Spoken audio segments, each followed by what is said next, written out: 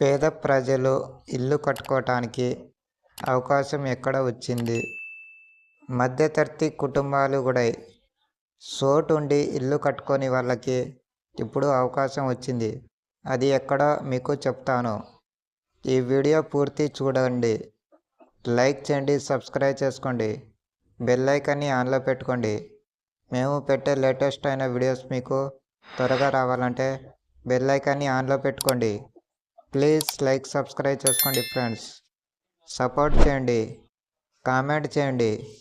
మీ likes ఎంతో మాకు ఉపయోగపడుతున్నాయి. సపోర్ట్ చేయండి ఇంతే. ఏపీలో ₹1 కడితేనే ఇల్లు కట్టుకోవటానికి పర్మిషన్ ప్రభుత్వం ఇస్తుంది. పేద ప్రజలకి, మధ్యతరగతి కుటుంబాలకు కూడా సోటుండి.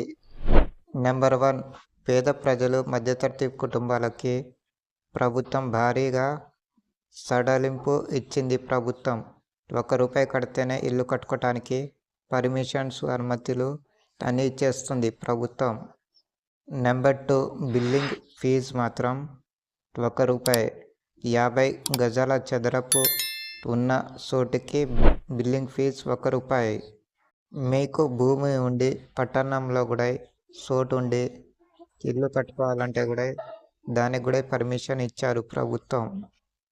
సిటీలో అయితే పెద్ద మొత్తంలో మున్సిపాలిటీకి డబ్బులు కట్టాలి ఇల్లు కట్టుకోవాలంటే.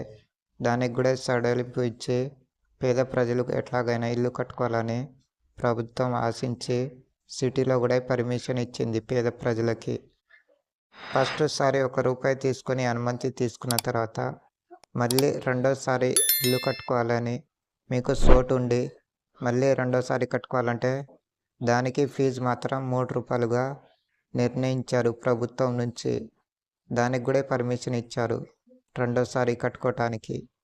ఒకవేళ పేద ప్రజలకి ఎవరికైనా 60 గజాలు ఉంటే 50 గజాల లోపలనే ఇల్లు కట్టుకుంటేనే పర్మిషన్ వస్తుంది. ఒకవేళ 60 గజాల్లో ఉంటే మాత్రం ఈ పర్మిషన్ రాదు. 60 గజాలు ఉంటే ఈ పర్మిషన్ ఇవ్వరు. ప్రభుత్వానికి ₹1 కడితే చాలు, మీరు ఇల్లు కట్టుకోవచ్చు ఎక్కడైనా.